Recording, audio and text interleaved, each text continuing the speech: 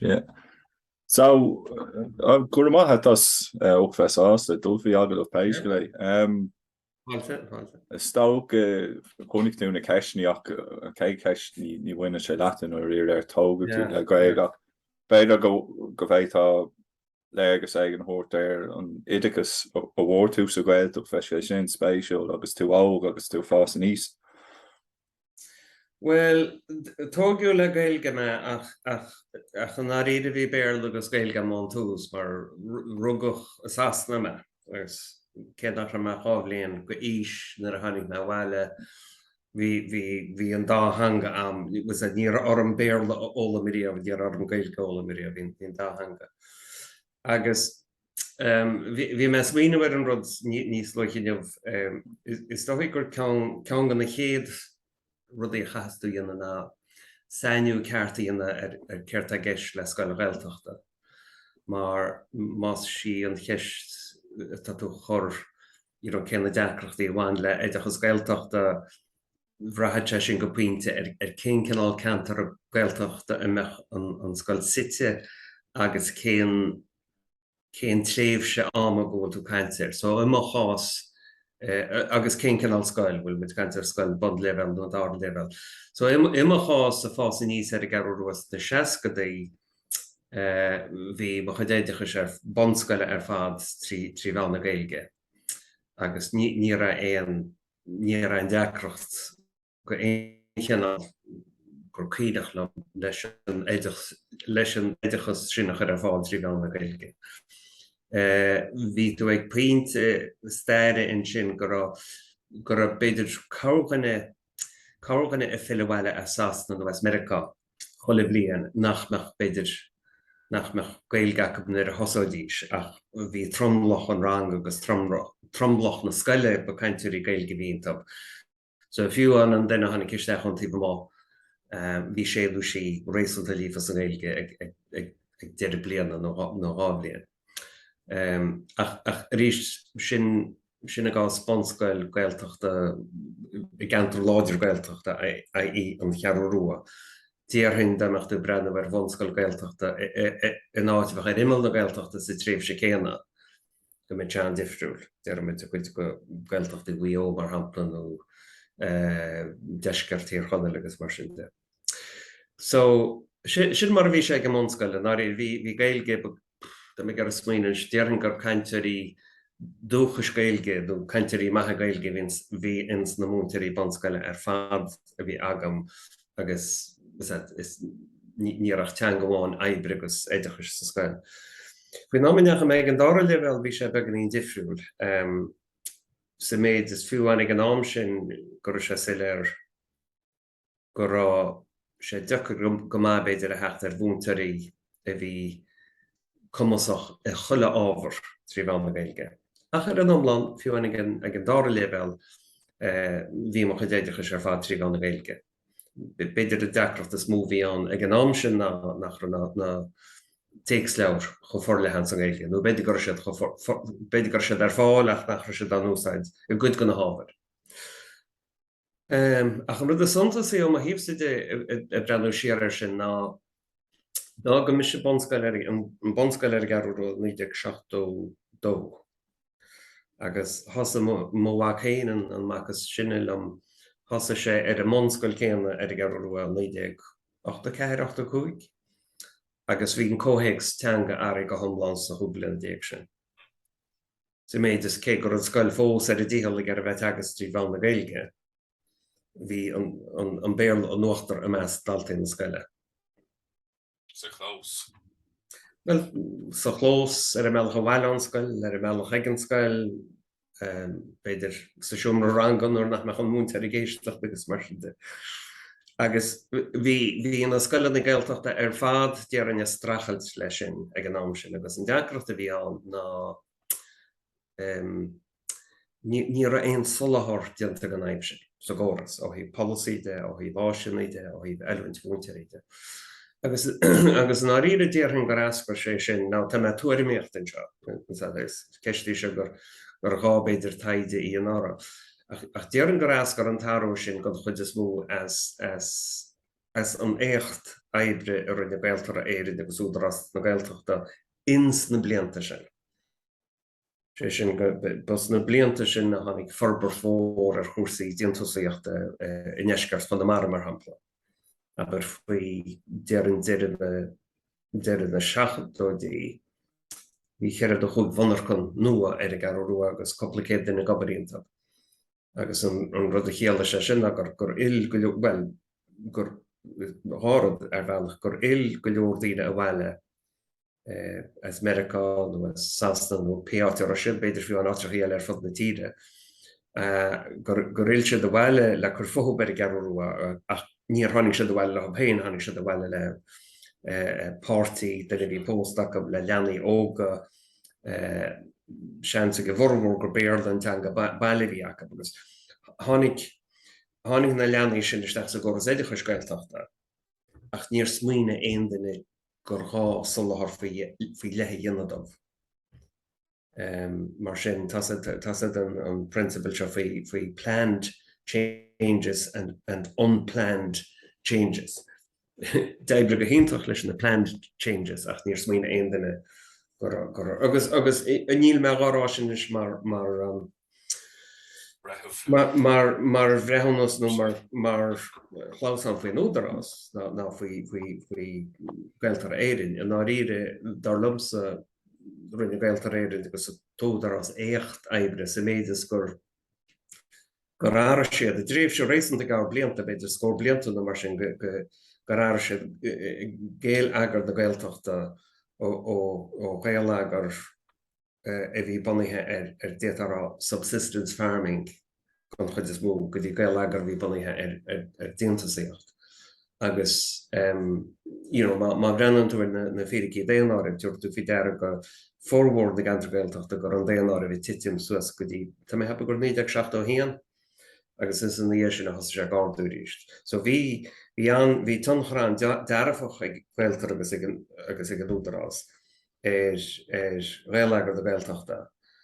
So sí ceiste bheitchanna well cé a bhíon locht nar déanú an solathair gon áú teanga seo sa COGG Oideachas Gaeltachta. So caithadú eile leis sin ag an Oideachas nó ag rinne Gaeltachta. Gur bíad san an dá institute gur heparab daling le brenn leis na hairíthe bhí tarlú agus mar sin. Agus tá sé dóchréite gur an na hairíthe seo le feiceáil go siléir ag tús na n-ochtóidí. Agus ná éidirlinn Polasaí Oideachas Gaeltachta áil go dtí peachar 2013, 2013, 2014 gur tosaíoch a gobar ar Polasaí Oideachas Gaeltachta. Cé agus cé gur beag COGG an áiríre chur tús leis an bróiséis sin ar rinne siad commission ar an taid ar staidbreathan na scoil na Gaeltachta beagnach déimlíon na revision. Agus tóca gur aithní sibh sé an Oibrí bhí ann sna n-ochtóidí agus sin é an fág a tháinig lehéadí agraic na scoilní Gaeltacht agus mar sin de le chéile ba?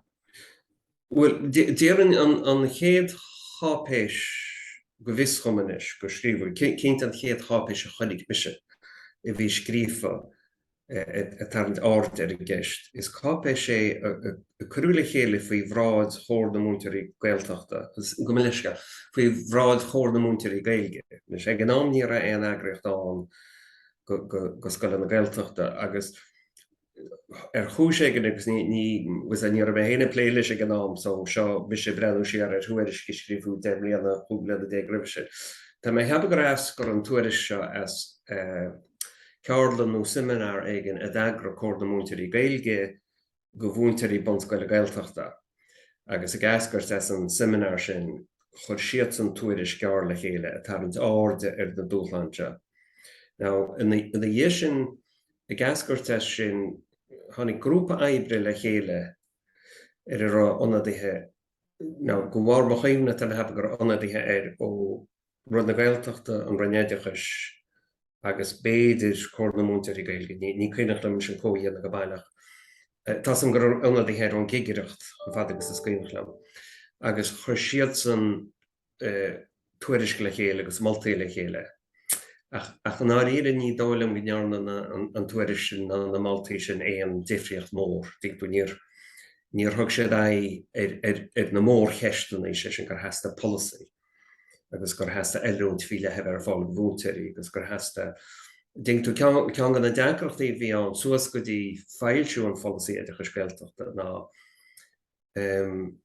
ní ra léhéad go chápéis an agus Polasaí Oideachas Gaeltachta. Dingú ní ra éad agus cápéis amháin Polasaí an go bhfuil ar baineann an Polasaí seo le scoileanna Gaeltachta. Seachas an Polasaí bhí an le faoi íclíocht bhreise chu ar fáil go bhúnteirí bhí móna scoileanna Gaeltachta. Agus fiú an Polasaí sin bhí sé beganí áféiseach má deanna túisteach sa ggóla bhí leis. So ní ra léhéad go adáin agus Polasaí agus cean gan na deacrachtaí bhí ag príomhaidí Gaeltachta go minic ná dá ducach an tiismeáir ach go bclásán nach raisiid móna agad páistí trí bhean an bhéarla, nó gur chóirm níos múmúnteach dhéanana trí bhean an bhéarla, ní ra an Polasaí an go bhfuach an príomhaide séasa leis. Bhí mé déir go leabhar le bríd ní gáin an sin ís leomhainniu bhí ar an tra salach agus bhíonn rud a dúirtí ní ra bhain cinál Polasaí ann nó aon ó just bhí sé cinál fácií. Bhí sé agus fi sin tháinig an aimim sin a níos go minic. Ná beidir agus an ámantaí dearan gur feibí sin gur rudééis sin a bhatha príomhaidí. Ach an ámantaí beidir gur úsáid de príomhaidí sin mar leisceil nar gáóg sé a thuigad. Mar bhín ceartach ní ra éon chápéis sin éonacht ará ba chóir go scoileanna Gaeltachta i teagas ríomh na Gaeilge.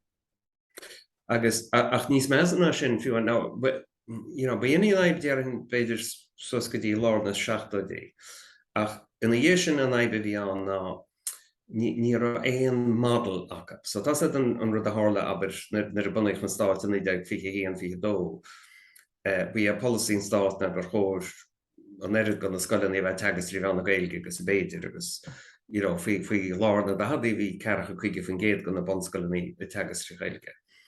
Ach hepir a góras sin, agus an chúisgur hepir ná mar a deirim sé méarla, they weren't teaching to a model. Dingtó. Bhí múnteiríteach de steach sa scoil, bhí sé de teagas trí Gaeilge, ach sin bhí chuile chóirteile siúil sa scoil trí béarla. Agus is in dhé sin a tháinig an rud faoin mónla tomaidechas chuncinní. Agus an difriocht idir an chúisgur éile leis a góras gcomhthéacs nua mas meile sin na bhórtéire tháinig chuncinní tús na 16 ná gur rán na siad an mónla tomaidechas mar bhúnla agus go bééis sin a bhí sé a chachan. So go na scoileanna nua na scoileanna go réile ní mo leor a bheith móna trí bhean na Gaeilge. Chatú bheith cinnte go bhí an Ghaeilge teanga oibre na scoile, go bhí an Ghaeilge teanga clós na scoile agus mar sin de. Whereas ní ra an chosin sin ag na scoileanna Gaeltachta, mar an áíre nar tháinig sé go dtí na scoileanna Gaeltachta, bhí chuile bhúnteir i dtéanna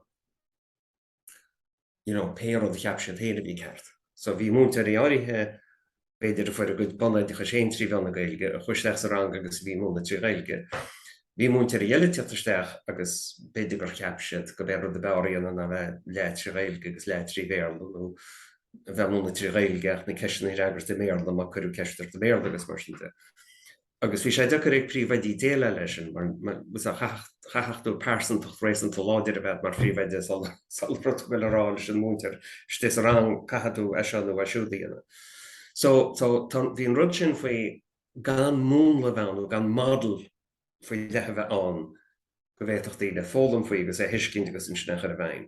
Bhí sé sin an aibhór agus sean go bhfuil go fóil, dearg bhfuil an Polasaí Oideachas Gaeltachta tar éis beidir dalchan cíní anna aige sin ach tá sé rá bhua fós cecha agus aidhas leis.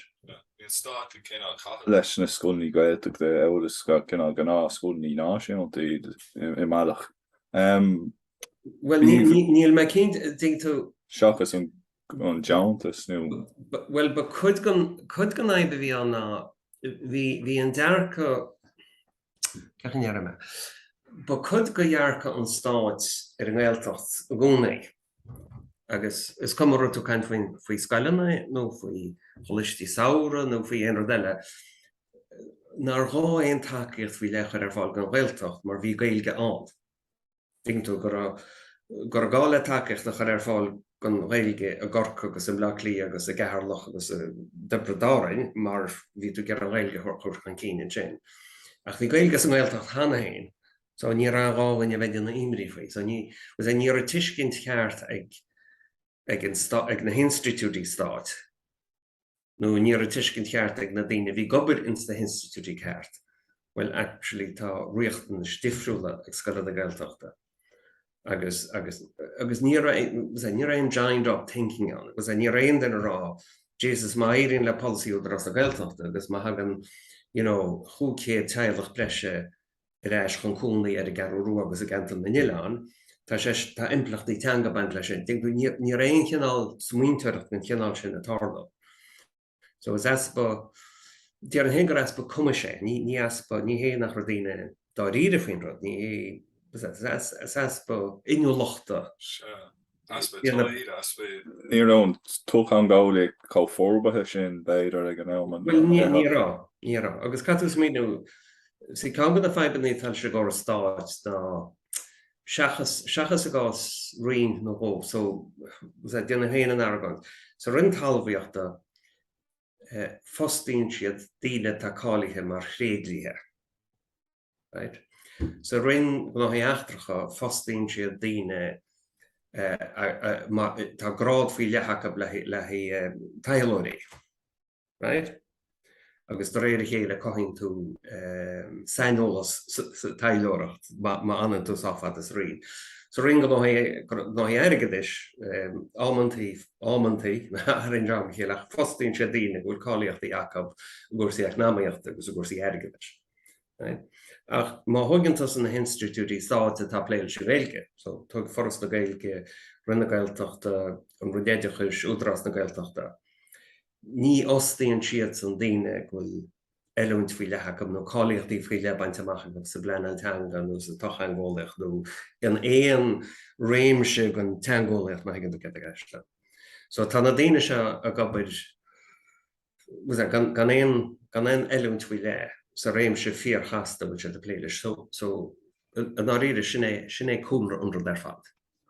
Bhfuil aspa éolalachta an dúhar go bhfuil aspa sainolalas ag na daoine sa réimse. Bhí sin mar sin sna seachtóirí, túchtóirí. Étha fiú agus saolaí atá aniu. Ja, tá sin fíor, ja. Níor tháinig éon áhuiire ar a scéal. Bhí fói beile an dánáí an cánáasca nach raibh na seascaí a roi. An cuioin leat mar ná faoi sin. Well, níor tá tú caintear cánáasca? Cánáasca na scoilní.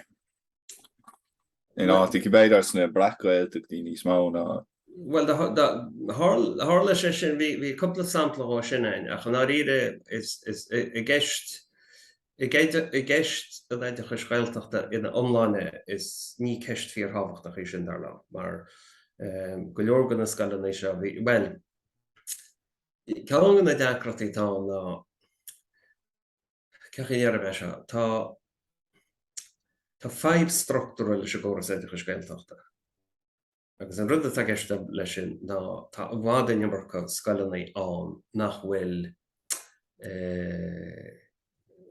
bhfuil líon daltaí sáthmór acab. Right? Now, tá me ráir meach sin is mar tá me gera an téarma scoileanna beaga a hachant. Nar a bhíonn díosbaireacht náisiúnta ain faoi scoileanna beaga, go handúil bíonn an INTO caint faoi scoileanna bhfuil nach bhfuil líonanta bach cheir bhúntear nó thug bhúntear. Seachas an scoilbeid go bach 8 múntear nó 10 múntear nó 8 múntear déagta. Nuair atá muid a caintear scoileanna beaga gantar Gaeltacht, is ins na cantar Gaeltachta, níl muid a caintear scoileanna an cheanál sin. Tá muid a caintear scoileanna beaga bídeacha. Ting scoileanna nach bhfuil in bharhanna. Lánstad. Agus ach an deachreacht atána éonúir gúil tú gar a scoil mar sin a chónasca nó an scoil a hóna mar agus an argaint atána níl scoil gan cheanal sin, aber scoil nach bhfuil a freistal ar a déanúir gasúr chágan é gasúr. Níl an scoil sin ábalta freistal riachtanis éidechais agus forbara agus sóisialta na náisiúnta ina omláin. Agus is cumad cé dearad go bhfuil níl, right, landstab. Right? So an cinenne freagrach le ghlacha, má tú má sin spricad agad na éidechas gon sco a chur fáil go fáistí na Gaeltachta. An cinenne chachas tú dhéanam má tá scoil gin cinál sin a bheart an scoil a hóna agus takeíocht a chur fáil gur féidir leis na leanaí sin freastal ar scoil cinn teile. Right? An deachreacht atá ar dóin ar a dhéanam don cinenne sin, croithíonn se cudspóid sa bobal. Agus tá rééisanta cinnte go méidir a gcuid go na cantar se gur a raicán faoi chónasca idir scoileí idir dá cheantar go méidir nach ar bhaile sin Gaeilge a bhíon raicán ach ar bhaile sin scoilchaneal oscail sa Landstad. Right? Now, é sin ráit a bhí tá bheith anrá gur a coppla sampla an beidir gur deanú botún cosú le anna gur agus mar sin de. Ach ar an nómláin ní ceist mhóraí sin a ggóthaigh san Oideachas Gaeltachta ina thomláine. Tar lumsa. Tá simis go na daoine agus go na pobl gur bhain na ceisteaní sin lehab. Gur ceisteaní an mhór bhíonn is déir an phobal sin. Ach a ggóthaigs an chóras Oideachas Gaeltachta is tarlú gur ceist imimech go maithí me de. So in school Ní atá ann agus cinál líon rééisúnta daltaí acu inis tá sin níos tábhachtaí ná cín tá sois beagbíadach agus beidir go ceist éimeach iad sois. Ach an aibetán dínta tá céad chud an scoileanaí go bíidecha san Gaeltacht. A bhhad níos air den an náisiúnta. Níl is agam ceachach na figurí neamh tá sam Mir a rinne me stadra na scoile na Gaeltachta go bhhar me chin sé mar chuimne a gur dahad fin géad go na scoileanaí go náisiúnta go níon faoi a rangú ar mar scoil na bega. Ach san Gaeltacht gur an figur sin ag seachta fin géad. Cén líon daltaí atá i mhaithanna an dálaat mar se agus a dógan an deis don cinál scoil Oideachas leathan. Déirhin an líon daltaí a bheith sách mór le hí cheir bhúntar a oslas sa scoil. Sé sin sílim gúil sé indianta ag múntar grúpa ranga a lábhseáil i dhéon ranga bháin. Ach an dhé sin tatú bhfuil sí so ní ceir de sin dahad beidir dalta beidir chuige dalta nó bhar sin. agus buine sin don áid. Le pobl na forma beocht pobl agus Ní bhain banan se le daonra an phobal agus dhéanamh an daonra sin. So domsa aber go phobal a bheitcha chlásán faoi tá stát an agus tá rinneidechas sé gar an scoil a hóna agus tá rinneidechas sé gar an scoil an asca agus má húninn tún scoil sin deireadh leis a bobal. Ach sílim se go bhfuil an ainilí sin lochtach. Níl an pobal a go le tite me sa chéile de bhhargún na scoil a hóna. Tá an scoil a hóna de bhhargún an pobal treis tite me sa chéile hanahéin. Agus an córa becheart a bhegan ag Pléitear agus ag bPolasaí agus ag daine tá gar a labhairt riachtanis a phobalachach an cín. An córa becheart a bhegan ná céir de dhéanasmaid faoi an titim mór daonra atá tarlú ag antar tuaiche. Ní bhaint an Gaeltacht a chu fud na héanaan. Ní feidhí seo baint leis an Gaeltacht a bháin a hiile. Ach tá áú suntasach a tarlú sa daonra ag antar tuaiche agus an aibetán a cantar Gaeltacht gan na pobl Gaeltachta is cantar tuaiche ar fadiad. Ach má thugann tú cantar cos le ar a sanach mar hampla. Tá daonra sin á bhánú le breis agus tríocha bliain, agus ní léon na caiint féin. Oké, tá ráceán tú bhar go gafar ceann na scoil níos a gantar rúna. Ach sin na caiint féin rud cinn ar an COGG a hart.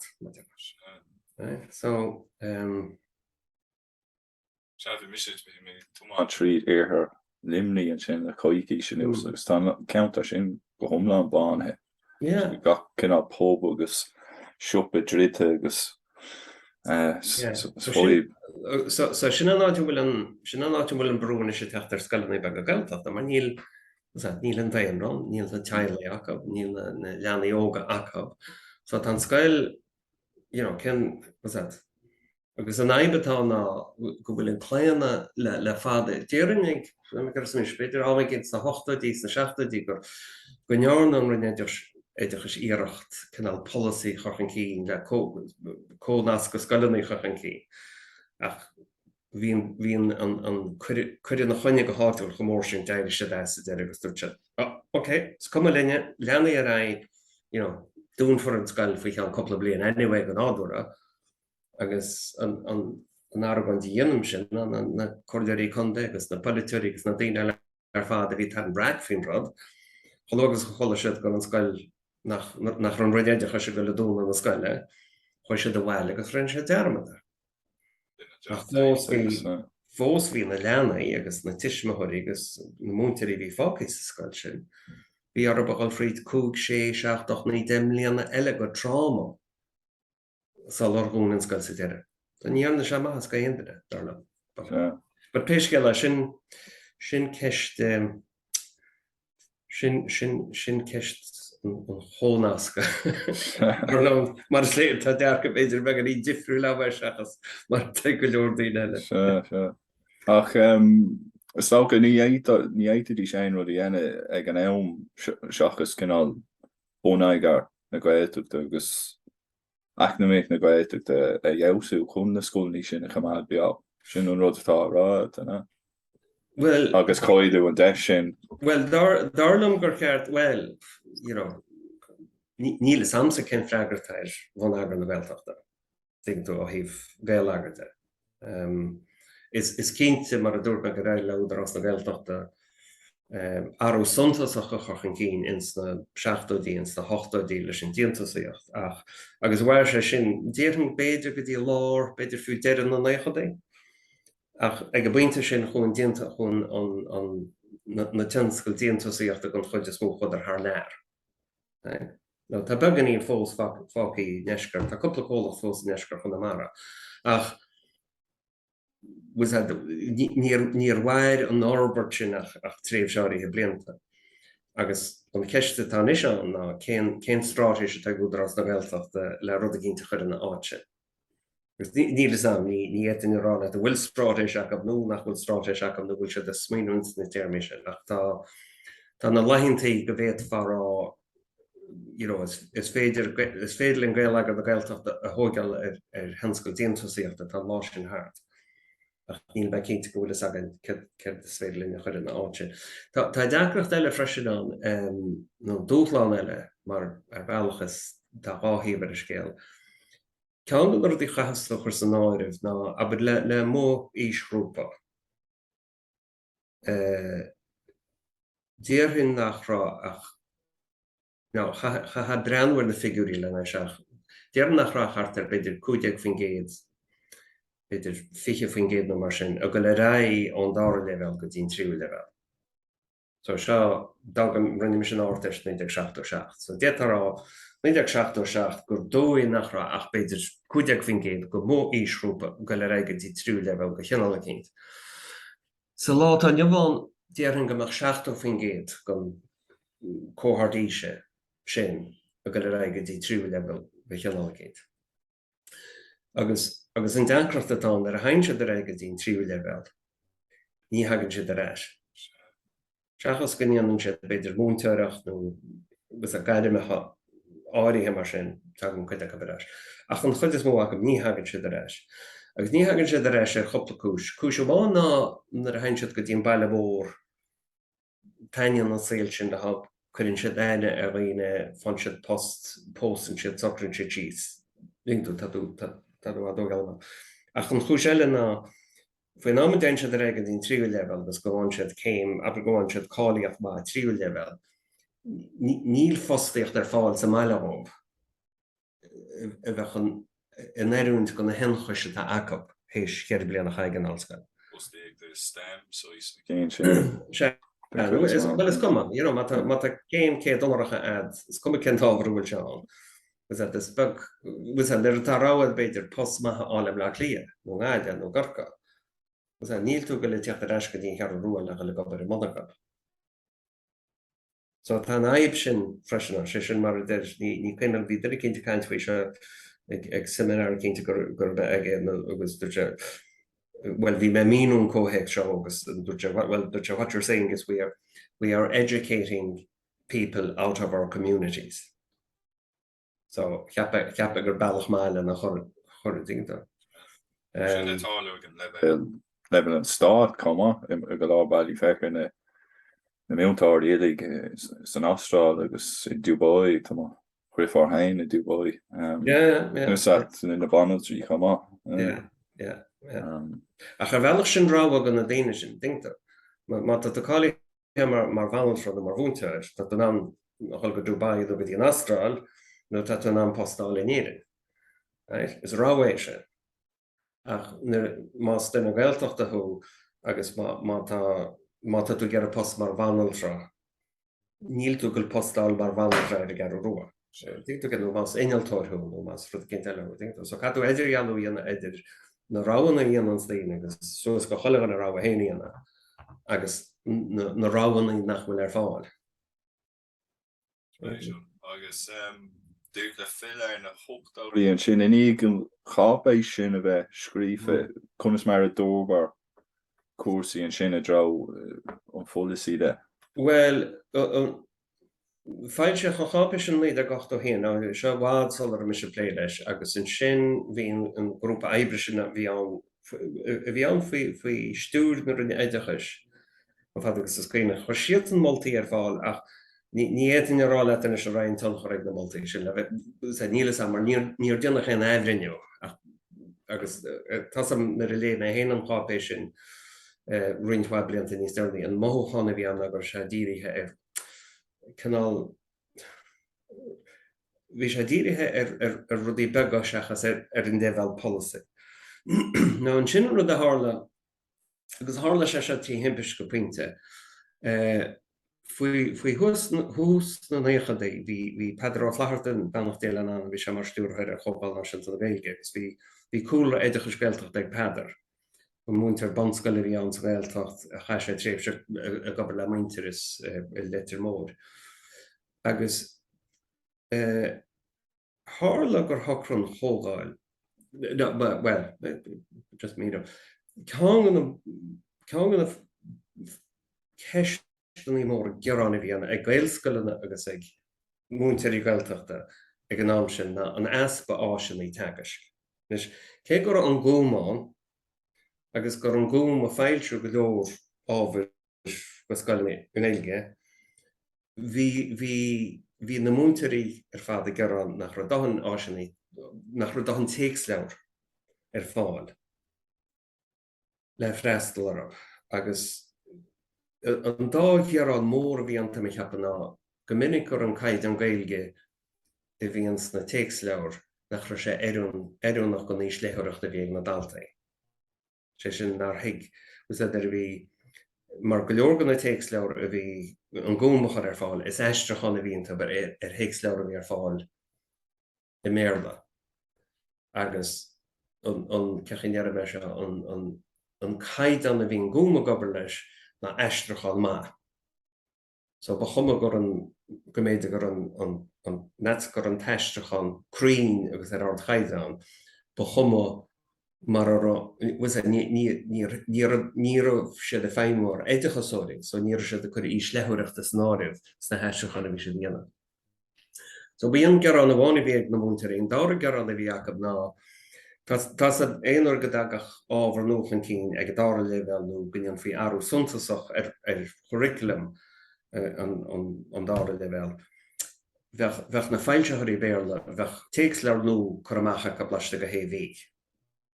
Agus in sin bín léin ag na múnteirí canál breanann siad an tríú chéir héics leir tar fáil, agus ranann siad an ceann is fearr. Agus in sin leiste go Ghaeltacht tá ceann amháin gan na téacs leir tá sé nuachtar.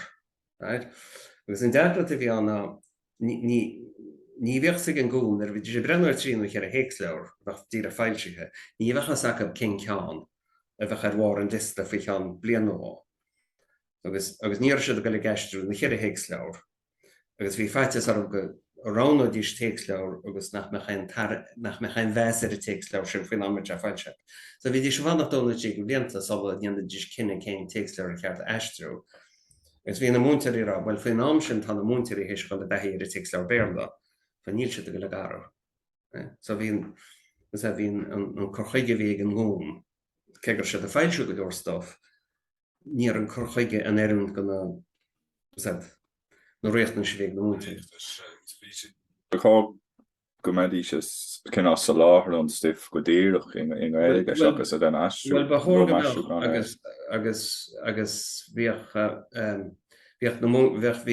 go leordaí a garrá sin, bhil cin fáin nach bháin an gún múnteirí leis na téacs leir sí bhéad hain, nach an freaga bhí an ngún mar sin, agus dearan bhfuil sé seo fearil freisin bhfuil príalmuid é sin coppluir.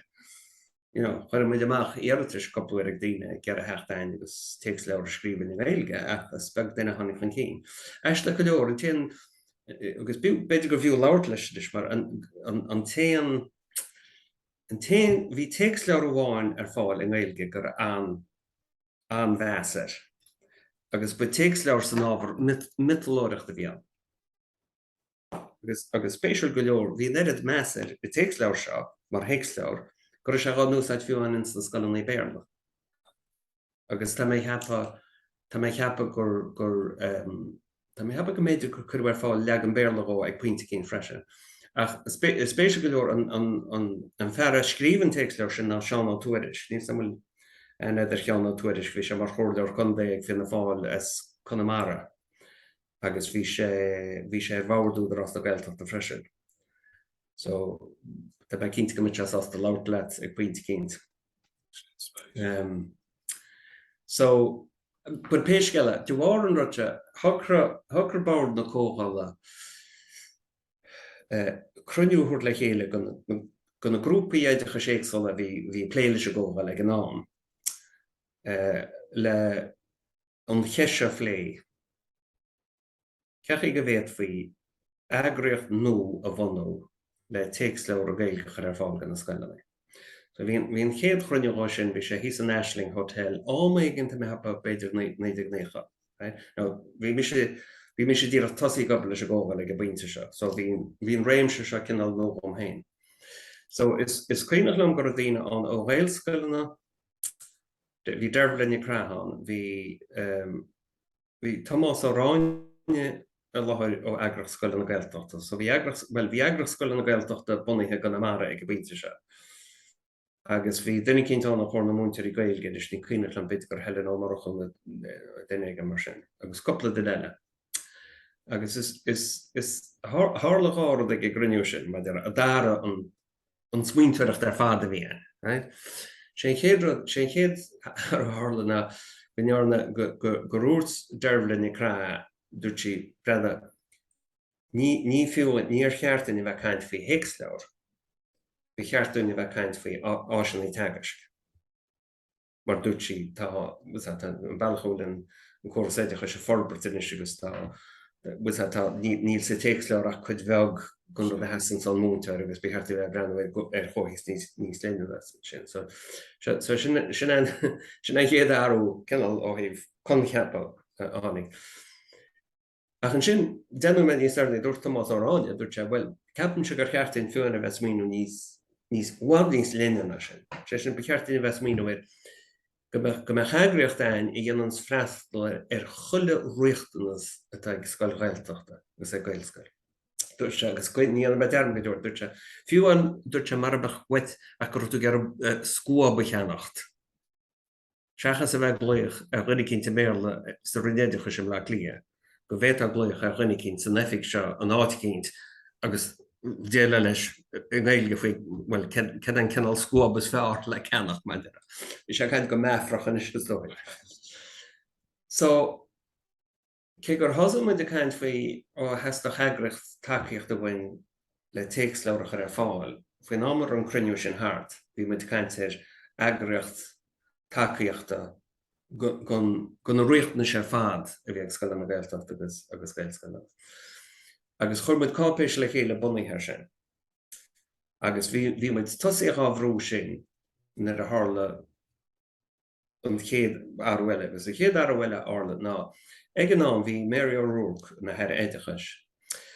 Agus níiad an ránis ce a spréga seach a tháinig siise agus an rion ag an ná tháinig siad ar a tuairim gur gá le 8 Oideachas a thuirtaisteach.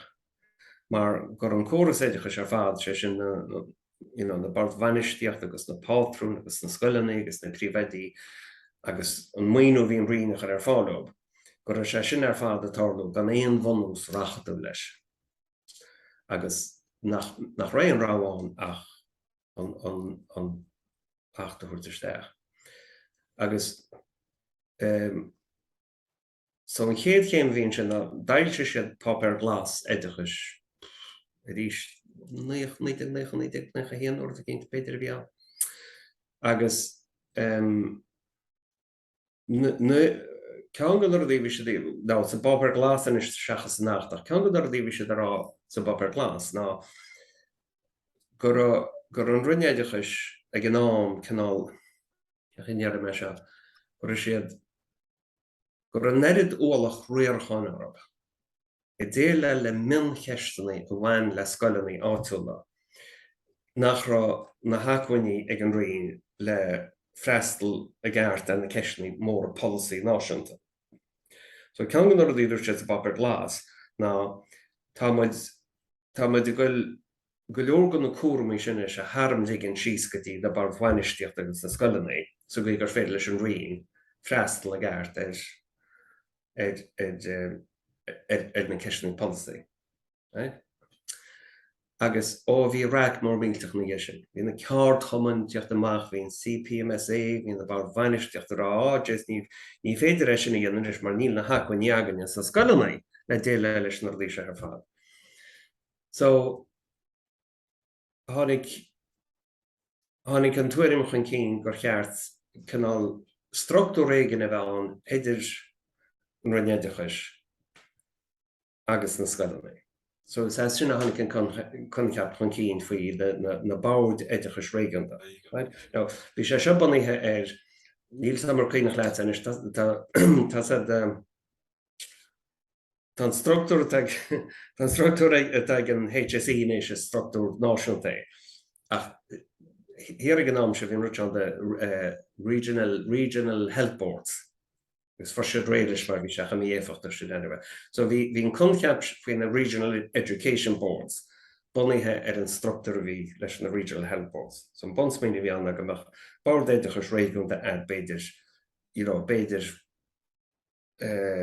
chúcinn nó sécinn acu bar fud na tíre. Agus so bhí muid rá ag an so bhí muid ar an teach se faoin bord takeíochta seo gan na scoil na Gaeltacht agus na Gaelscoileannaí. Ach thucramuid go mbeidh sé níos céalmhar mar strátéis cinál é sin teangeolaíochta leis an bheachtas a bhí arsúil go bord Oideachas réigiúnta ann.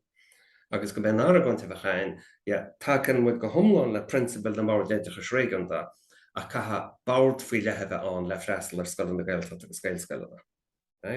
So dar muid an feachtas a bhí ein, stochaireacht a bhí ein isteach an sin. Now an sin bhí arú réalta seán agus duine Mary ó cathú big an good Mary O'Rourke imecht mar ar Oideachas agus tháinig cinnteam sémas ní cinnim cinnteam. No, bhí sé seo ribh níomhbhreanach. As Gaeilge, bhí sé an Oideachas a bheith tríomh se anna jaar, right? Agus nar a chonig eisian an reaction seo, dúirt sé, so bhí eisian, Mary O'Rourke cinál a scríomhann pop ar glas, ach fucking sémas rud a cinnte bhíar, Eisiau na bhíad Oideachas faoin ámar an díosparach de ar fad a tarlú. Agus dúirt sé, well, a bhíine se an bhreac se ar fad agus is léir gur greidirtí agus tá brenn meidir sin agus chuir meidir sin san áirimh ar an pop ar bán Oideachas a ail seoin. Agus in sin tháinig ní bhrennachaisteach mar Oideachas agus si bhí an mé hapan ar a fáilteach an pop ar bán Oideachas agus bhí an rud se faoi bord Oideachas réigiúnta lárnach san mille, sorry, ní san mille ach san dréocht gon fábar bán Oideachas. Ach an rud bhí eisteach an sin, can mar níor hiic me héine se ná dumpa na partner Oideachas ar fad an chuine. Gur bhíor héine bhí haring an raig in chéad leirí ar faoin ámar fáilteach an pop ar bán Oideachas ní ar a fad chuir an chuine. Ná níle an cean fáin, níle an bhhacha sé just gur a tepiad structúr bheagad a bord sláinte, nó just gur bhhaisiid meach na hacuinní go le mún a bhíon teansaíal níos gastal de péra. Ach bhí ní bhrean nach fós go láidir na chuine, so faoin ámar fáilteach an bille Oideachas hí soláthir diontanca bord Oideachas réigiúnta. Ach ní raibh soláthar go cheann Gaeilge agus Ghaeltachta. Right? So tharla feachta selin sin agus no, an téan rud a bhí san chéad dréocht gon bhile Oideachas na alta tríchadó. So bhí beganín lé aine leis an ruine Oideachas sal ar fáilteach an bille agus bhí beidir le caitheadú bord faoi lethebet gon Gaeilge agus gon Ghaeltacht.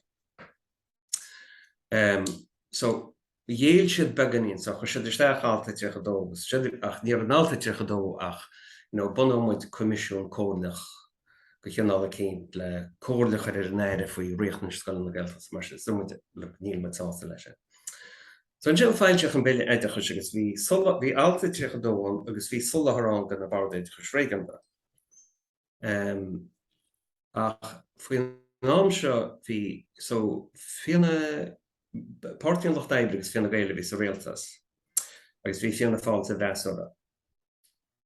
Agus bhí muid stocarach leis a dáhíh, bhí muid gur, bhí muid plé le stáitéir bhí sí síntreacha, bhí muid plé le dtíine fianna Gaeilge agus a páirtíon Lochdaibh agus bhí muid rá níl se seaach má a muid a dhearra seo siúd agus riile. Agus ar a lábhéile bhí muid caiint le fianna fáil agus muid rá le fianna fáil níl se seaach má tá muid ná ach an rud a bhí fianna fáil ar linne má an muid isteach sa réaltas sal mén bille se achtaithe tá muid go le fáil réidir de bord Oideachas réigiúnta. So dú muid le fianna fáil well is cum linne á réidir. Cadíanana si leis na bord Oideachas réigiúnta cho fadas go mána an si struchtúr takeíocht a dúine. Agus dúirt le bheith féil sa bópan is dúirt fianna fáil agus na daoine bhí lár nach an seo fianna fáil ná na bhí Hal Martin agus Éimeán Cuireann agus Mary Coughlin. So dúirt siad san linne, well, éontain muid i libse agus tá muid galantí má bhíon muid sa réaltas sal an nachtaí tar an bille se chuir muid struchtúr cinnte. Now, so neidirlín in sin ar a fáilteach an dáradréach an bille bhí ní bhrennach bhí sé his géile beganín sa méidir gur duine láidirú begar alta tríchadó. Ach ní raibh an bille a achtú sal ar hit an réaltas. Ceapan gur sé take go dtí cébe chuistin ar hit an réaltas. So diime siad san tháinig fianna fáil ar ais, rinne siad eiscríomh omlán ar an acht agus chuir siad isteach an solathair a dága gur bunaíoch COGG coppla bliain na dhéise. So bhí an chéad detar aga bé. No, ní hahainte a chuir siad isteach bhí go leor leasnaithe chuir sí saine ar an dréocht bhile. Agus thóg siad le bheith féaldum thóg siad go leor go leasnaithe sin isteach sa mille nó. So aber tá mír sa nacht Oideachas I deireann go ceadú na cuairmí tar scoilna agus tá mír fi lehan arágur cuine am áclaich go dtíireach ach arágur cean go de príomhchóirmí tá ar scoil na Gaeltachta ná taú le cuimhnú na Gaeilge mar phríomhhangan fphobal. So bhí an chéidir ná ríre go bhacha muid éon rud rachtúil á híh chúrsaí Oideachas agus cuairm stáid agus scoil na Gaeltachta. Agus in sin bhíon solathrán le COGG a bhanó agus hála sé sin coppla bliain na dhéise. Agus ceangan na chéad rud rinne COGG na rinne siad comisiún mar ceangan na deachratí mór bhí le Oideachas Gaeltachta ná was a níor an sonraíon, níor san céfid scoil bhíán, níor san ceannacht Russia, níor san céfid aca bhí teagas trí Gaeilge, céfid aca bhí teagas trí Bhéarla, céfid aca bhí teagas le trí Bhéarlas, le trí Gaeilge, níor san céfid aca gur daltaí teachtarsteach go le Gaeilge sa maile. So is congad í rinne COGG ná rinne siad commission ar stad ra hana scoil na Gaeltacht, just le canal baseline study chur ar fáil, I dé a chorálinn, look, se dachaí bhfuil se. Agus sin an bunsmoine bhíán a go bhéit fin sin bhfuil ba sin go dtí policy go cheanna cin arbert. So bhí Nóir tháinig COGG ar an bhód sin a gábhí sa dó, bhí déimlíon eile solar tháinig crop aigen ar an bPolasaí Gaeltachta, ba? Well, rinne COGG commissionú ar an taide sin a gábhíl is stochaí gur gábhíl sa trí. Agus díanú an taide gábhíl sa ceathir. Tá mé cheappa tá mé cheappa gur thosamid beidir I meán fómhar deidir fómhar gábhíl sa ceathir. Agus fáil siach an tuairisc bliana na dhé sin. So is écht an héana bhín sin ná ríide go bheith bhí tuairisc chomór agus chomin leis sin a bheith chur ar fáil aber leis go bliana agus coppla mí. So sin gábhíl sa COGG. Agus an sin ní bhí go leor brúgus talent in na dhé sin a caint faoi gearr le bheart. Ná rinne se commission eile na dhé sin rinne peidir á fleathart a tuairisc geile go ar na struchtúr, mar ceann na ceisnaí bhíán na cin an struchtúr a bhear le freastal, rinne peidir sin níotanrála cin bhíon bhín sin. So bhí sé seo go bhfuil nús go bhfuil ná ach níor se fáil mór an traction, go dtí na ceapan gur gábhíl is a dóí go bhíán. Se agus is ag ócáid im le clia le ceúr a dhéanana ar 10 mbliana bunú ó bhunú COGG a dógcuir frúna generálta na rinne Oideachas ag an am go rá an policy le policy go rá an rion le policy Oideachas Gaeltachta arbeit. Agus ríist an ní mar aga man se le hábhar ach tíar an go sin prípa as gur rúna generálta ar an rinne Oideachas ag an am a bhí tománta an Gaeilge hén go persanta. Fáil. Bhí stoprú sé dachar an trá sin ein cinál bPolasaí dearfacha a bhrúh tríd mar bhí I lár na ggéirchéim acadóir. Mar bhí rudí eile a Gaeltacht agus san na Gaeilge á gearr nach raibh. Well, déan go rá ach déan go minic le ceisnaí policy, ní gá go gcuisteach policy breis airgid. Ní cheistána an féidir le an tairgid a a chaair bhealach níos éfachta. So ceapan go bhfuil an ceachanéar me seo. Ceapan go bhfuil an úmós tilteach seán ó fáil gur hiic sé agus ní dóla gonearna sé díirechta bhar go sé héon go persanta tamánta gur hiic sé an réchtnas dú bhar gur tuiscinnte ar an ggóras Gaelscoileochta agus mar sin agus. Tá mé gur bainte le bunú Gaelscoileige na máán út. Tá mé cheapan is níl be cinnta fao sin. So hiic sé an táhacht do bhainans le ceall model a bheith agus struchtúr takeíocht a bheith agus mar sin. No, thug sé fós rintáman na dhé sin nádúir go leor policy chuir le chéile. Ach le bheith férailta gon rion, tá mé sé heappa gur nearna siad obair anmhaithir policy Oideachas Gaeltachta. Was a rinne siad níl is am bhacadún an cinál an taimhrinniú litríochta rinne siad.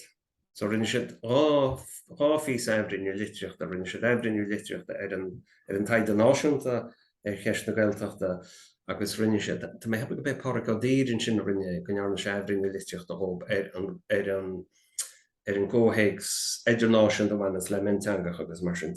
Mar rééis an cinnte faoi sin is se. Ach tá ceann náisiúnta tá mé heappa go siad fós ar fáil ar híomh na rinne maithintú cuarta beidir. So rinne siad ní hé gur chaith siad cápéis le chéile gopla seachtain, rinne siad thug sé pí an policy chuir le chéile ach de bhór gur sé gar in ceart, so cumrá an bhesamar den daine is riine bhí plé leis sin gná. Bhín ahrú mór Stocha an thuchtóidí nó luú tú nach raibh mar an choramach acu bhir agus chúrsaí cinál suchtamólaíochta mar sin de. agus nar tháinig an policy amach chuir siad brudin siad cinint gur struchtúr takeachta leis an rion leis an policy chu a bhaim, dhéanamhéireacht an policy bhíú gan scoilnaí agus an cinál ríiste chur na léir na scoilnaí le cai sib sem mar scoilnaí cinenne íana. Ní le policy se go le déanana aondíhríocht, mar bhfuil sib sem mar scoilnaí a goil cinnéana go bhfuil si begéir bheith mar scoilna Gaeltachta agus bhfuil si be goil an policy se chu a bhaim. Spain me an ann grú.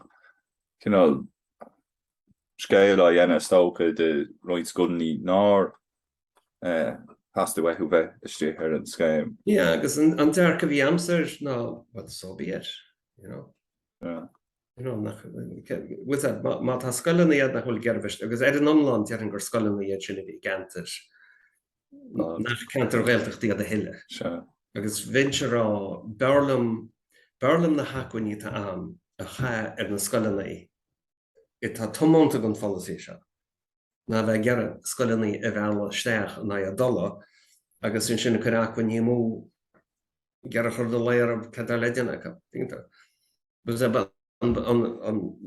Mar is sin ceangan na moltaí rinnemuid san staidbreithe na scoile na Gaeltachta. Dúirt muid ceangan ar bhí chas me dhéanana na sanmhíú cearta bhain ar scoil Gaeltachta. Agus bechearcamach an sanmhíú sin bunaithe ar ní ceannáú bhfuil an scoil lunaithe a cén mún le teagasc agus cén mún na Oideachas a teagascail. Mar is ceangan ar bhí tháinig chun cín sa taidir rinnemuide na gur a rion scoilnaí lunaithe san Gaeltacht nach roi teagas tríomh Gaeilge i riamh. Siar fiú. Dal siar fiú, Mar bhí cuideach bhíidir beidir gur sé 3,000 láiste go cheornach na Gaeltacht. Ach gur a freastal ar phobal as bhuga Gaeltachta bhí siad. nó beidir gur siad lunaithe san Gaeltacht ach gur ar gantar Gaeltachta nach run na cheantar Gaeltachta fiú na rileaga síos de teornach. Agus aber bhí seo bhí sé deola me hen go leor me déanana daide se. Is cuoinech lem a goil suas go níor a cara ní seach tas an cantar be Gaeltachta tá neceile ní ábaí. Bailí dhéib, So bhí me thuas láháin a gan lena bhí agus bhí cruinniú dé socrútean tam si bríomh de meile dhéib le híine go chlog ar maidin. Agus bhí me cuairta na scoile seo na se bhád sal ar aircód ná teada mar sin sa bhí me cuairta na scoile agus stop me chunig me daine cinnte siúlahthir agus stop me agus chun me ceistere. Agus dúirtí, are you looking for the Irish school or the English school? So sé an chéadú gur hiag mise gur a há scoil na meile dhéib. Right? So dúir me the Irish school agus chubheisís agus chas meile se bríomh beidir agus chun me ceistir, right? Agus bhíine se gur the English school mar thug sé ar go háitiúil gur an scoil sin na meile dhéib a gcónaí. Sean scoile bhí an a goil siar bhád sal ar heistriach an drám Gaeltachta séir. So nar a heistriach na daoine Conamara agus as muo go bailí dhéib. Socreach ag gnám go gaithí scoil eile a bhonó a bheith go féinú trí Gaeilge. So bhí an sean scoil an the English school. Ná bhí sé fós leiste an teoran na Tailgeachta síos go Gaeltacht, ach bhín scoil nuáin le freastal go somracha na daltaí Gaeltachta. So ní raon hé sé, níl samar fiúr hiig the English school me ar a gar se a Gaeltacht. Ní sé de brenn a bhain mar scoil Gaeltacht a dignta. Ach go teoricúil bhí sé go fisicúil leis go. Agus bhí rin scoile a aber was dír chonel mar hampla. Bol er chin chastal agus ástracha mar sin. Nach ra teagas trí bhéirla le leché blian. So bhí me se rá, look níor chear sin rábhain na scoilnaí sin. Sin rábhain bhar banisteach rábhain na dismathirí, rábhain na múntarí, déanach mu dearm darab. Na beach mu chuir acuiní mú i gcear na scoilnaí sin ára. An scoil céan an scoil dára level huas ar Gaeilge neisceir tíorchanna. Rinne siad san cinenne ámaigin mins na 60 nuair a cinnt.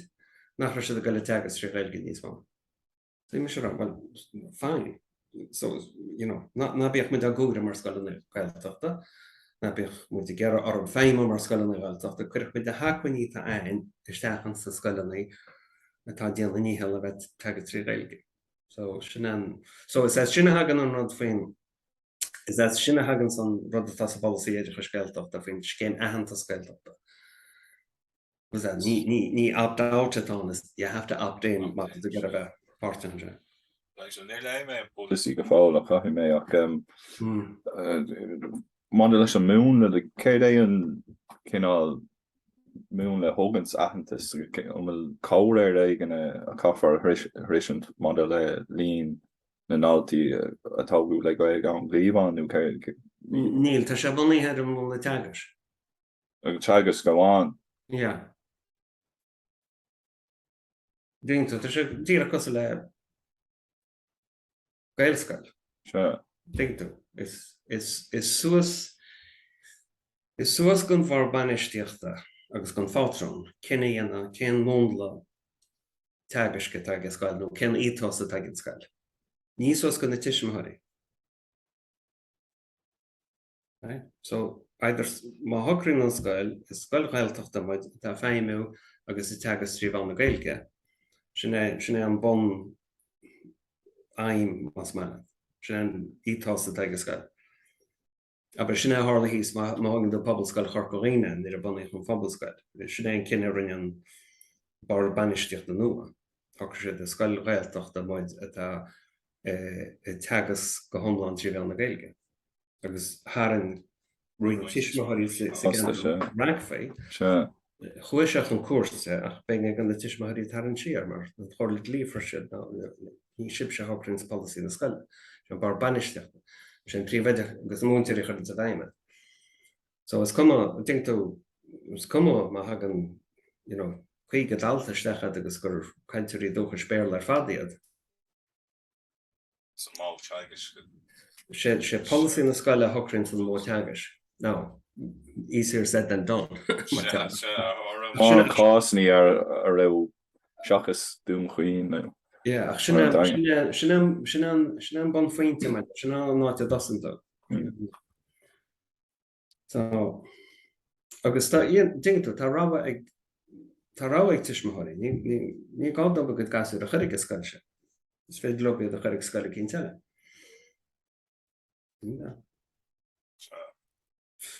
So agus a hála sé mar an cásanní eile súil a scúil an pobl scoil an daingan agus go raibh cinál an brú ar ais seo ána tiismthaí.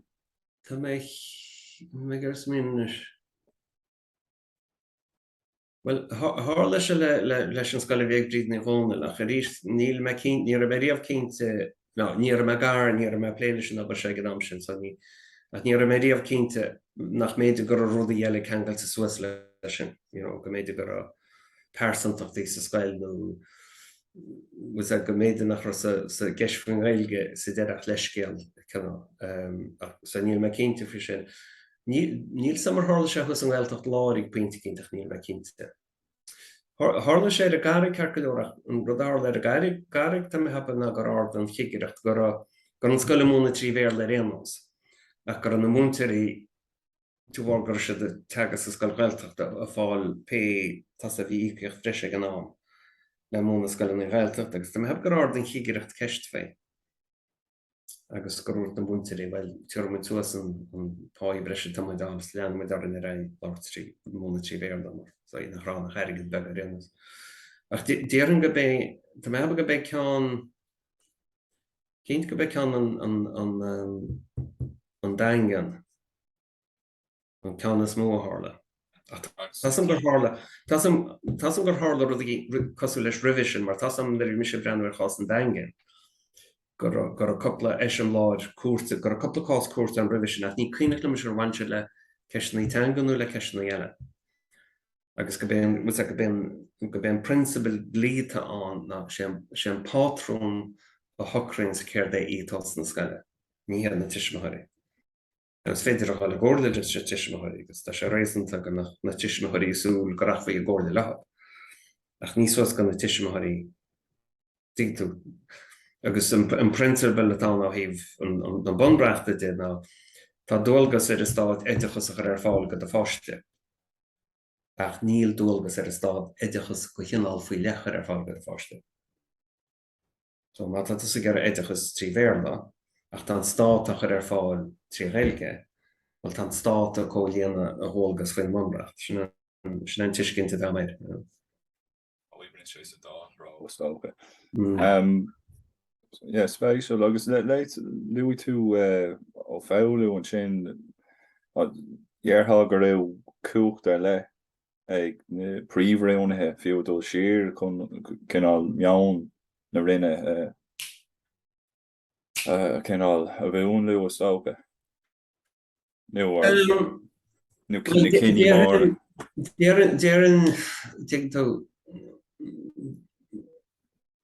Déireann go bhean rud atá ná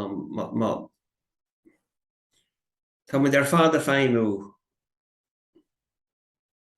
ceachanéar me se ce an focail tamach orta. Tá muid ar fad a féinú leiste go gréasan.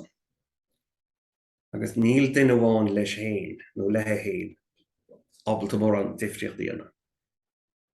Ach má tá na daoine ar fad sin gréasan a gobar le chéile, an sin tá runnaí rinne an Labhraíonn. So a gás cheann ó fáilú, an chúis gur sé ábalta an cinine sin dhéana ná gur an réamhhobair dinta COGG. Dingtú, tá deach seán ó fáilú isteach sa réideachas agus nach raibh COGG an, nach raibh an taide dinta, nach raibh éon cinál voltaí dinta faoi chúrsaí Oideachas Gaeltachta, bit an deach ar seán ó fáilú cinál an cinine a rinne sé dhéana. Ach de bhhar gur an réamhhobair sé dinta, bhí sé anará bhfuil bunaigh ar réamhhobair sé, tá an anará go sonnachtá riachtan san le Polasaí Oideachas faoi agus scoil na Gaeltachta. Déireann rud chéanna aber faoi COGG. I mean, sé John Dennehy hín a rúna rinne nar a hachtíocht an tacht Oideachas agus nar a bunaíocht COGG. Ach Rís déireann nach John Dennehy agus hacha John Dennehy go mór leis a próisis sin, agus Michael Martin, agus éman ó chuaigh agus Mary Cachlan. Ach rís ní dólam damach John Dennehy sin ní dólam gomach sé rite leis gur chóir le héad go rudaíon agus COGG a bhunú, ach bháin gur an réamhhobair dinta ag ggógáil agus ag Gaelscoil agus ag agrascoil na Gaeltacht agus was gur muid ar a ggóintí ceolmhar a réasúnta corchan cíine, gur a cápéisí corchan cíine, nar a fáilseach an bille, ní bhain na chéadreach an bhile, chuile leagan gan bhile, was gur muid isiste agus gur muid deagháil le teachtaí dál agus le seanadóirí agus gur lista mór fád a leasaíthe réitií an le chuir isteach. So cé go bhfuil an duine a bháin tábhachtach sé an gréasan duine a gobar a ggóir le chéile an áíre thugans tháróchan cín. Tínta. So ag dir le ní duine bháin a hansconíons áirithe mór an ceanal se, áirithe beag a béidir, áirithe mór ag level an chórais. Bhín gá gan na daoine éagsúil tá sa ggóras a bheith gobar a slábha chéile agus a ggóir lena chéile. Agus an leis an tauchaí an sin cén uair anfa cinál a bhreanú ar an bPolasaí nó le oirí go bhrá leis an is nó. Tá aimhreanú le tasnú bliain se hagann na scémanna fásachan, so na scémannaí so de ré mar a hiigemin is mar níl me héna pléile se leach. Nar a rinne na scoilnaí íortas ar aitheantas mar scoil Ghaeltachta faoin Polasaí. Bhí arab plán fásachan gon Gaeilge sa scoile aontu leis an rí. So tá chiigireacht le aimhreanú a hosnú ag na plánanaí sin an bbliain se hagann. an scoil bhliain seo go réimar hiigem. So an duine go bhíoh leabhar le bhí sin ná Jacqueline Argus mar bhí sé tá ganas ar cháganis, mar bhí sé gobar sa géigeacht go dtí le dearna agus bhí si plé leis leis a bPolasaí Oideachas Gaeltachta. So bheit sin an beidir min hiiscint níos áirthirt is beidir na bhain sé.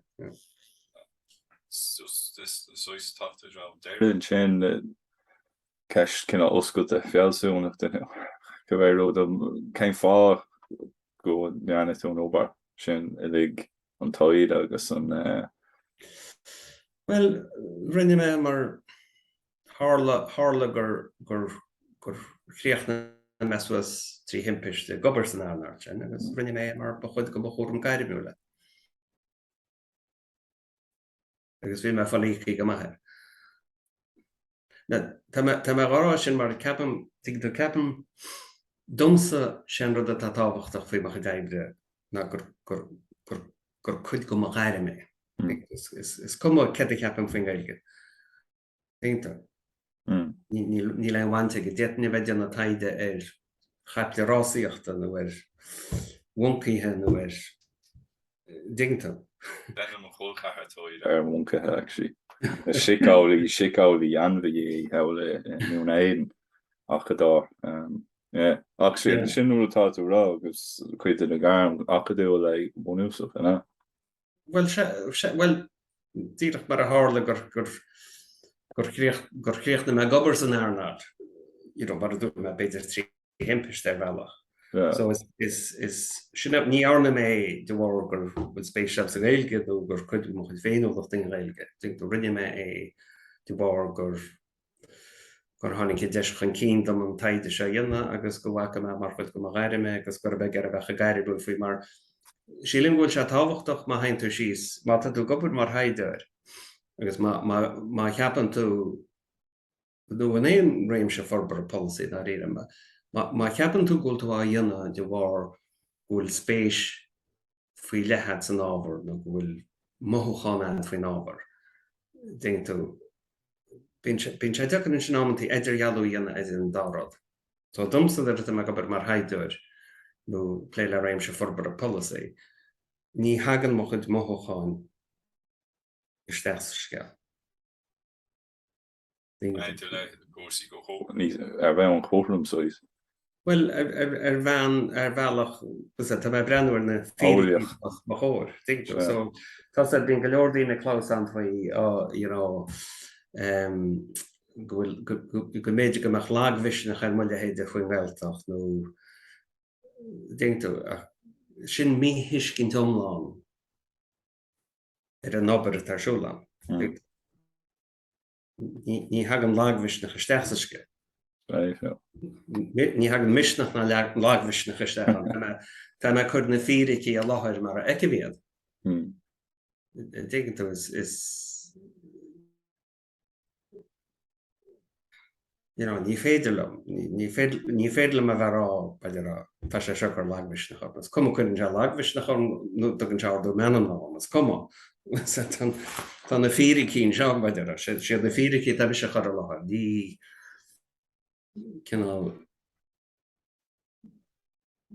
cechaí mothín faoi. Cum cechaí mothín. Ó sé sin na féiricí is Spéis agus sa bhí tú sa COGG an sin agus sin cútú roí go Gaeilge ar go na Gaeilge céim blionntí just chun. Bhí me sa ggógáil ó 1989 go dtí 1999. Agus thosa me mar a hálanna seo rihhunú an acta, thosa me le effect na Gaeilge láimhre a Gaeilge é míainir ábhíle. So tá me fós an Gaeilge. Agus bhí tú san acadóir sin an raibh fad tréise. Well, chum go effect an rud a hálan ar a bunaíoch an takeadh cinál effect na Gaeilge láimhre a chuimsiú isteach san acta. Is cinál forward ar effect na Gaeilge láimhre a bhí san acadóir. So bhí me sin go dtí ábhíle sa dóigh ceapam. So tá bheith gobar le coláiste na nána leis. Sin Josie ein ábhar eile le cóir leis. Just couple of rods we must menu from the kind of okay, it's a policy. Yeah, I mean it's just better can gonna has be more town full speed. Cake will check or scenarios about siege for Ghaeltacht that lighting above level now on Gahori had a door level on Jackratt town chapter Vunteri ta Elce Trivana Gaeilge. Agus so tá rágné sin an if the hink will should Elce Trivana Gaeilge was duration will kind an ord Gaeilge acab san ábhar tá sé de playlist ach freisin ins na mó ólach die tagisk a wanins leve tagas frid an dar teanga. So sin count the barley more town. Tá just nir me brenneir an sra ceistna chortuamar na ceistna sampla. Tá hárad tá mé heb a beidir gur fiúid chorsanári bhean sé sin Tásad nirginn tú den agalh le daon éonarach agus mar sin de. So sin cheiste bheacham na cévé dúir gur tháinig an tinsprád le hi Gaelscoil gur tháinig sé grúpa beag daoine áitiúla de teach le chéile agus a dhéana. nó cécha minic agus a tháinig an inspráid as beidir obair a bhí deanta gagrach de Gaeilge eile sa gentar. So is cuineach le mar hampla le glór na Gael gorá cinál structúrain leis rud a bhí me díana. So cha me tréimh sé blia go léana mar sin go le glór na Gael agus rin mar roin taibre le hab na dhé sin. Ach mar hampla Tasam is rinne bring taibre hísan in Vermór agus nir hosam me speg níor a tata hí grúpa dína ísini beidir dar fád géisi bhí rá hand le bheith pléile páistína a mar sin. So an bonsmíide bhí anna chuirtún grúpa dína sin a gobarí déanana rudí bega rud a dúrann se cinál le small successes arab. So an cumórtas fuinneog seachtain na Gaeilge cumórtas é den scoileanna agus mar sin de. Agus beidir hééis dóna trí go blianta bhathú gur siad cinál gur siad fáil begaríon tarseach go rudí sin agus chahamach an smíle le hab faoi 9 bhana. Agus dar gapa gur a bertnú trúach gur a spéisiach a banéonra fuair tú duine cinnte an goiste réibh scoilíochta mar a bhí ag an nám lethecht nuas agus látlab. Agus sinna hálas in Vermór tháinig heile nó císan a tháinig an nuas. Agus bhíine sé bh ceadbach a gceist agus siúd agus a réile agus so bhana sé naonra. Agus in sin fágann tú blian óiad nas den naonra fáil a chos agus tá díad a gaiirecht alga má fégus. In sin der tasa go an naonra sáchláidir tasan tú caiint faoi Gaelscoil. Nó beidir má an táird tas an chuide go na tiismethirí mar a hálas in Vermór, bertnú trú go na tiismethirí an naonra bhí hí sa techt ábhar bhí hí cinnte agus dúirt duine cin jazz and now it would be great if we had an all-Irish school as well. So if it's a spatial damsa aber san taide tarsúlad cévéid scoileanna cinál na raibh na líonraí cinál dúthra sin a bhí ann. Beidir dúthra glór na Gael gur so bíú brean an Salar tháinig an Gaelscoil gur an aon ran rud glór na Gael féin a bobbal rud agus mar sin de. So te sin spéisial. Agus bhí rud amháin eile bhí mé ddíreach go le luail letar níl me cinnte is cinna tú bhuiiceach mar fáilir. Achas cuineann ir me gobras a ggógáil is bhí leabharlann be chuas daireach a ggógáil. Cinál siúmra cinál chomór leis a siúmra chuilm sin seans go leabhar. Agus is cuineann lá cinnte bheith thuas an na cuairteoirí a cinnte agus tháinig me seánna seartar be chudána chu trí. Tháinig me trasna ar chápéis be leabhar an deag. Agus sé bhí anna chu síos ar stéir scoilann teachtar líoch. A mála mana. Ballymón is an do. Yeah, it's really my fault to cope all day. Yeah, so bhí sé díreach mar éisiom láir bhonú mar is scoil criticúlaírínta sin ar bhealach. Tá mé heb gur bheith scoil an teachtar líoch. Níl san ben an chéad scoil nó gan cechannear bid an the second surge ar an Ghail Sure. ná an ceanna mal an manach. Ach scoil an teachtaíochta mé gur sé a dáran an tríú ceann, tháinig sé anluas a trá scoil an nó sin. Ach bhí sé anspéisiúil má léhann an leabhar sin an chuirsí atá ar a brosés. Bhí mis sin an a bhí anspéise má agus an chuidánig seach an cín agus bhíine se go man an méanta bhíacha agus rudí bhí spéisiúil gur cheangail siad an féinolacht Gaeilge sin gus a go bhacha sé dánéireach líne Gaelscoil bhain seo an mala mna chuirteil sin féinolacht an fphobal dul cín agus mar sin agus. Ach an sin scailm ceanna rudí heasach le ag puint cin sin bhí cruinnehacha bhna siad coiste agus bhí cruinnehaig a goiste le efigís ar an neideachas. Ach an dearcha bhí ag na efigís ar an neideachas, sure, what would you be doing that for? Nach bhfuil go leor an eile níos tábhachtí na Gaelscoil. Tá alt a tachthaim ar an ábhar sin an acmachas agus an cinál bailach a bhí siad a catha le lá an sin dúirt siad so you can barely speak English up in Ballymun why Virginia Irish. Bhí go thulgach Ballymun case study of a community problem bin anam na pamphlet and sin so bhí bis na sean tócéile is cuine rinne siad écht an sin Fri sé nasca isteach le cuasaí pobal agus rud is agus rud céanna má dálacht agus glondalcán. Agus bes a chusanáir bhíine se bid an nílas an cecha bhfuil na scoile na glondalcán faoi láthach. Bhí tréimhsin sin na 9 Tá na league tables se bhí an Irish Times a fáil seo go a scoil. Bhí tréimhse ins na 8 gur go méoch an scoil dára level a glondalcán gur Gaelscoil gantar Loch Oibrí ará go méoch an scoil sin ar bhar an dista san top 10. So was that ordering check cash mas féidir le scoil a glondalcán é sin éana kent gotíirech or beidir gur príomhaidir faoi levián ó dhíine me cínta arách. Is cuineach lem bhí a chaíntas ar mar leid pléideanú faoi sin gur scoil dára level a gantar glondalcán a bhí san top 10 go scoilnaí dára level ó híh a chuir tíine ógad aige dín tríú. Bhí sé gá go lá an bar nó bhí mis bin a scóil an drasna mis chlás céine siús go maith an table an tam sin cum. So the transpatial plan where can fá íntach an técht écht bhí an mar an scoil agus gaiir an scoil agus mar sin de. So níl sam bhfuil se tá céint le scúil go leor rudí eile ceann, but má bhíon éon rud eile má bhín tú gar ná tá mar sin Cur gléich ar am bé. Gur méid le éú se gur mé maithad deir seach na bhathad. Agus tú héim freisin.